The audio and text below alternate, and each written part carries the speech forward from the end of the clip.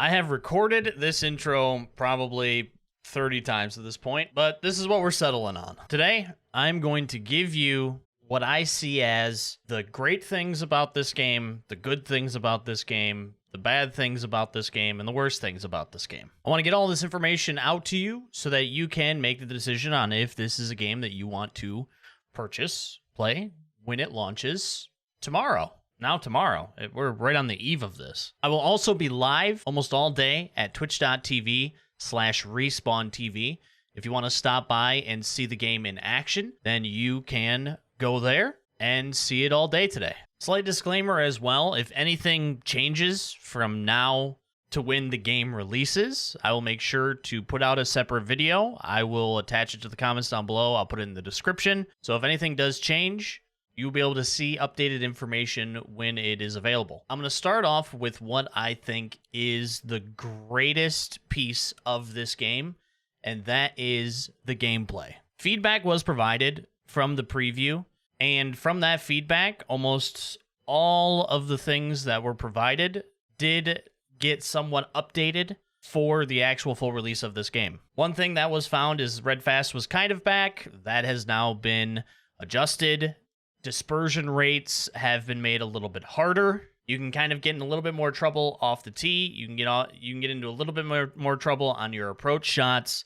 Where everything was kind of tightened up during the preview, it has been expanded a little bit, which I think finds a great balance between where 2K21 is and where the preview was. Ball flights are updated. Spin is updated. You can stick balls a lot better. You can't dig yourselves out of really bad situations as much anymore. Partial splashes, if you mess the timing up, you are heavily penalized.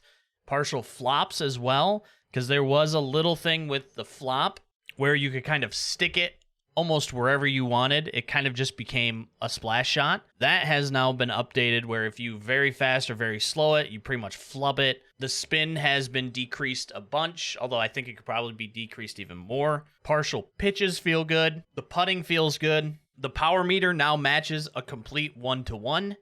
There's no longer that weird delay that we were getting. Overall, I think that if you're looking for a realistic round of golf, you can find it in this game pretty easily. The gameplay is phenomenal, and I think that you all will see that once you get your hands on it. I'll be releasing more in-depth videos about the gameplay. Tutorials and everything are still coming as well. The content will keep rolling once this game launches. For this video, though, I wanted to keep it a little bit more concise and kind of just give you information and keep it as short as possible so that you have all the information you need on whether you want to make a purchase or not. Last thing I'll say about the gameplay, though, is when you do play this game, you'll see. It feels great. It's in the best place the gameplay has ever been in this series, I think. So that's the great. Now let's get into what I think is the bad. In 2K21, I said a big thing that they needed to take a step in coming into 2K23 was their online offerings.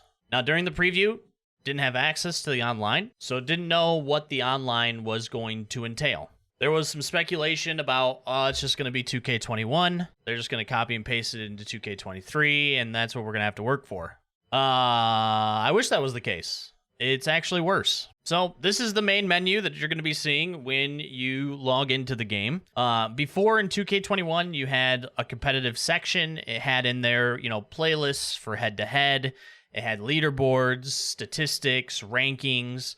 It had everything that you could do for competitive. They needed to build on that. I was hoping that they were going to build on that. Maybe get a true ranking system.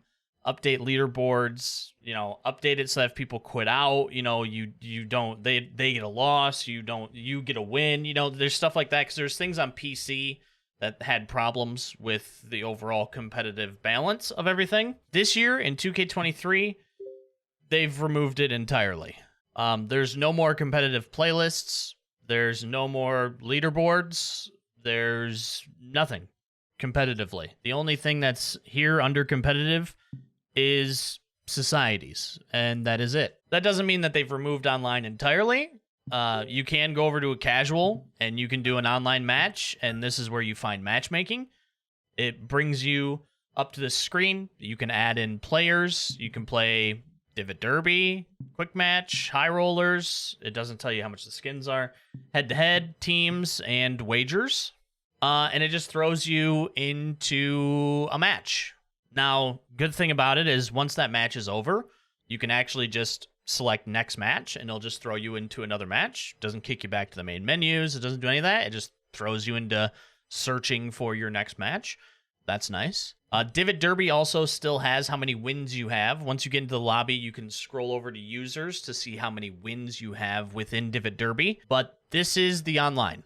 There is no more quote-unquote competitive online in the game. Now, could it be something that is added into the future? Yes. But where it sits now with this review copy, usually you don't see a day 0 patch that just adds in all competitive gameplay, but maybe it will. And again, if it does, I will update this video. But where it sits now, competitive has been removed from 2K23.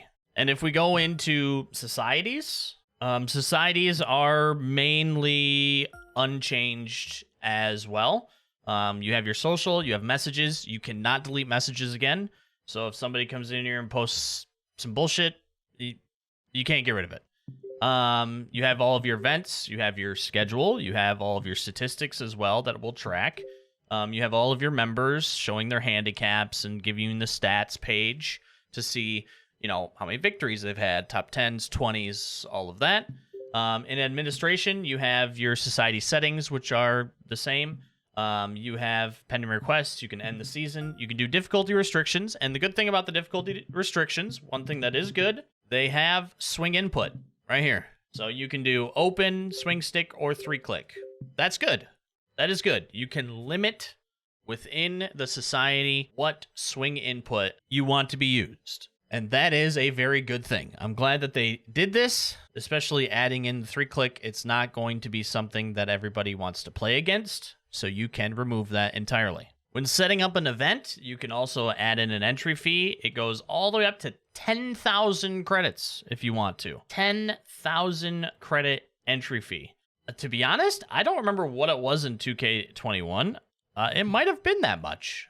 That I am unsure of. But 10,000 is a lot. To get up to 10,000 takes a bit as well. But you can do it if you want to. Up to 10,000 credit entry fee.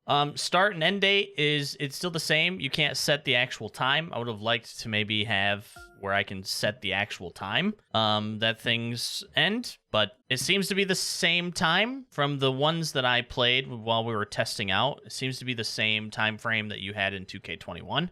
So that's all there. But overall, not much has changed with the societies either. At least they did add in being able to do 3-click or swing. That is good. I'm glad they did it. Thank you. When it comes to the actual online gameplay itself, though, there are still some very bad legacy issues that are coming up in the actual online gameplay. Swing types still don't match a lot of the times with what the others see. So if I select a splash shot, sometimes the people who are watching me will see a chip. Sometimes they'll see a normal shot. I watched somebody tee off and they had a splash shot on the tee shot. So that problem that was still with the game in 2K21 is back. We now have an old teleport bug that we had in TGC1 where if you're watching somebody on their screen, they'll hit a putt and that putt will stop at the top of the hill. On our screen though, we'll see that putt get to the top of the hill and then roll all the way back down to their feet, but then teleport back up to the top of the hill. On their screen, they'll see it stop at the top, and then the screen will go black, and they'll just sit there and just wait for what we see to end, and then when it comes back, their ball will be at the top of the hill. And it happens quite a bit across all different forms of hosts, connections, states, countries, and it happens for every type of shot, not just a putt. They might drive it, and it will stop on our screen, and then all of a sudden, after it stops, it'll teleport 10 yards further. Now, it doesn't mean that the outcome's wrong. The outcome is just matching what data the other person is having, but it's just doing it at a bad rate, and it's just a little jarring. and slightly confusing. The new tiebreaker isn't working quite properly either. So the way the tiebreaker works is if you tie after a match, you will go to a par 3 hole. On that hole, one of two things can happen. Either the person gets a better score than the other and they win, or if you get the same score, it'll do whoever was closest to the pin off the tee. Now, when you're not tied after the hole, if somebody gets a 2 and the other gets a 3, the 2 will win. It'll show that they win, everything's good. If you're tied and it goes to closest to the pin, the closest to the pin isn't calculating properly. So in every scenario that we had where we went into a tiebreaker, it'd show me being 95 feet away, the other person being 96 feet away, when we were actually like 33 feet away and 37 feet away. Now, I still got the win, but that's not always the case. Sometimes the distances didn't calculate properly where somebody else get the win even though I was closer. There was a time where I won with strokes, but on my screen it said the other person won, but on their screen it said that I won. And when we got to the end, it did give it to me correctly, but it didn't properly show that. So the tiebreakers are working, kind of, and is probably something that just needs to be fleshed out a little bit. We had problems with locking tees and pins. We would lock the tees and the pins in the settings, but then everybody would be on different tees and different pins, so you'd manually have to adjust that. There were times where we had to manually adjust it a couple of times for the game to actually understand what was happening and adjust it. But locking tees and pins, not all the time, but sometimes doesn't seem to work properly. When you're watching somebody else's swing, at least on PC, when you're watching their swing, the frames drop to about 20 FPS. So it looks like this when they swing and hit the ball, which is a little weird to view. Disconnects still happen. I would say not as regularly as 21, but they happen quite a bit. There's no way to join back in as well. I mean, at least it wouldn't let any of us. So if you disconnect, you get booted out. Good thing is the migration of hosts seems to be a lot better. So we lost our host. We didn't even get the spinning migration host. We just continued playing, which was awesome. So at least if you do lose somebody, it doesn't seem like it's going to be a problem with at least continuing your round if you would like to. Tried to recreate it in Divot Derby. Never had anybody disconnect, so I guess that's a win as well. AI players are back in Divot Derby as well, so if you don't fill a lobby, you will still get that those AI players. And finally, in societies, I don't know if this will be the case when the game launches, but in the test society runs that we did, we couldn't get any ghost balls to populate for anybody of any one of our friends that were playing. Couldn't get any live ghost balls to populate as well. And the way that they have it set up is you have to add the live ghost balls before you enter into the match. You can't do it once you have entered into the match. So the first person that enters into a tournament cannot set their live ghost balls for anybody. Now the second person that enters, they'll be able to add in live ghost balls. And I'm assuming we weren't able to test it because we weren't able to populate anything. I'm assuming that the first person will then have to back out and add in the live ghost players that are then playing. I'm not sure. We couldn't really test it out because we just couldn't get them to populate it all. But that can all be potentially fixed once the game launches. And I mean, that's pretty much online in a nutshell. Legacy issues still. Societies are fairly unchanged. Competitive online has been removed entirely, and it has been replaced with a casual round of golf for online, and then of course, your top golf as well. Now the next thing I want to talk about is the golf balls. So didn't get around to too much testing of the golf balls during the preview, but was able to test the golf balls with the full game. We were able to also get into, lobbies with each other to test all these golf balls out to see what the differences are. And what we found is, I'm guessing this is correct. What we found is spin essentially affects your ability to spin the ball. It said on the Reddit post that the spin also affects the wind. Didn't quite notice that as much. Did notice it a little bit more with the flight. So the better the flight, the less the wind affected it. Flight just straight up adds distance though on your carry. Bounce is exactly what you think it is. The lower the bounce, the less bounce you have on greens. And then for roll, the less roll you have, across all surfaces, including greens. For me, though, here lies the problem. And some people might not care about this. I completely get not caring about it. Personally, for me, I do. Where it sits now, your default ball, before we even start, these are all balls I've gotten from playing the career mode.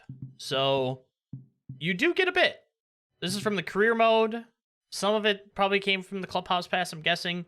But you get quite a bit of these balls. The only problem is there's no balance between all of these. So, your Aviator, 25, 50, 69, 56, it just gets better as you go. It just gives you less bounce, less roll, more flight, more spin. So there's no balance between them. They are just straight up better balls. They just keep getting better and better and better all the way up to the best. So the problem is the default ball has the 4th worst spin, the 4th worst flight, the 4th highest bounce, and the 4th highest roll. So what that means is it will have close to the least amount of spin, close to the least amount of carry, close to the most amount of bounce on greens, and the most amount of roll on greens. Now, where this becomes a problem is the Aviator ball, which has 95 flight, adds 17 yards on your drive, straight off the rip. If you have less bounce on the ball, that actually affects green firmness as well. So if you have a very firm green, if you have a very low bounce, something like the Magnet, you'll actually be playing that green at about a medium firmness. And the roll on the ball also affects green speed. So we tested this on very fast greens. So if you were to play very fast greens, this default ball with 65 roll would have 192 green speed. The Aviator ball, the one that gives you 17 additional yards off the drive, has 19 roll, and it sits at a 167 green speed. Then finally, the Friction ball, which has the least amount of roll at 5, gives you a 156 green speed. So playing on the default ball, you will always have the fastest green speed that you've selected for your green speed. Very fast, fast, medium, slow, very slow. It'll always be at the highest point of that green speed for you to play at.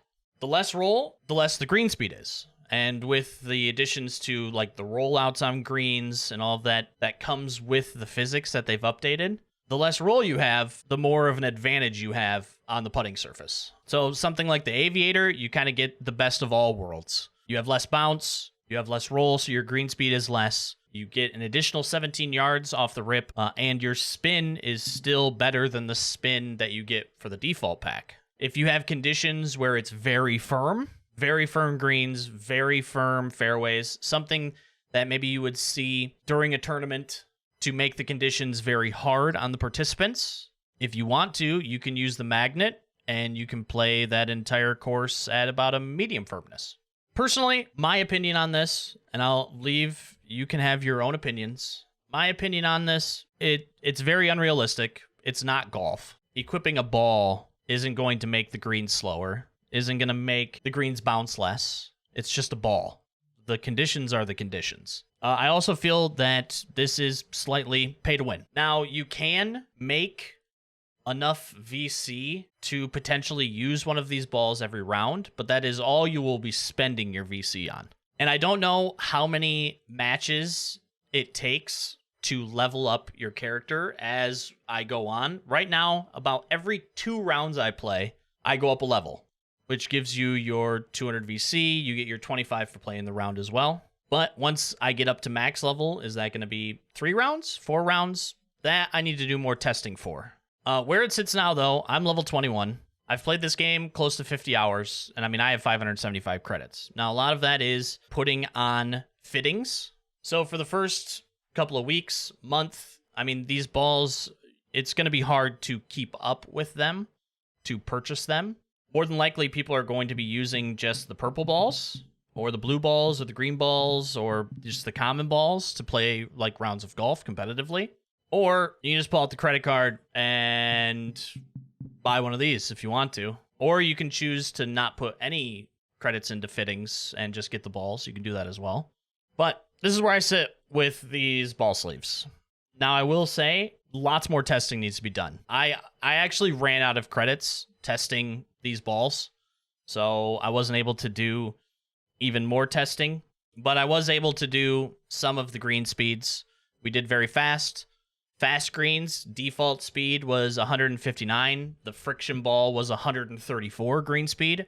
A huge difference. We did very slow as well. Default was 104, and the friction ball was 94 green speed. Where I sit now, I don't really like these, really even at all. Hopefully something will change. If it doesn't, I mean, we'll just have to deal with these for the cycle. Conditions for tournaments are going to be a little bit harder to set up. I think that this kind of takes away from the overall course design for designers too, making a course to play at fast, but then somebody can just get a ball and make it play at slow. I don't know. That's where I'm at with the balls. I just wanted to go over it. And when the game comes out, if you all want to do a little bit more testing, please do.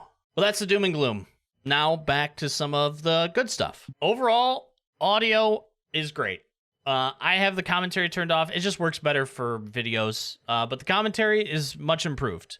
John is still saying some of the same lines I've been hearing for 10 years. Well, maybe not 10 years, but a while. But he has some new stuff in there. The career commentary was really good. They had some great like stories that they shared about Tiger, and that was all really, really cool. And I enjoyed it very much. I think, though, the menu music, dude, they need to release a soundtrack because this shit is banging.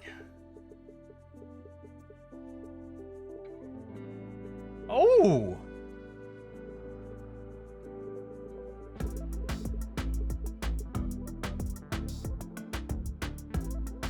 Oh! There's a lot of different music, too. It's not just like the same one over and over again.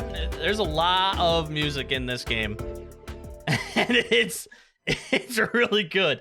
It's really good. Honestly, I sometimes just sit here and just jam out to it because it's absolutely phenomenal. Please release a soundtrack. Beyond the music, though, golf clubs sound great. Nature sounds great. The crowd is sounding really good. Different sound effects for different clubs. I mean, the audio is top notch. It's really good. I thoroughly enjoy it. The My Player itself, all of the different clubs you can get is great. I mean, there's a ton of different balls that I've just unlocked playing the game. That's all great.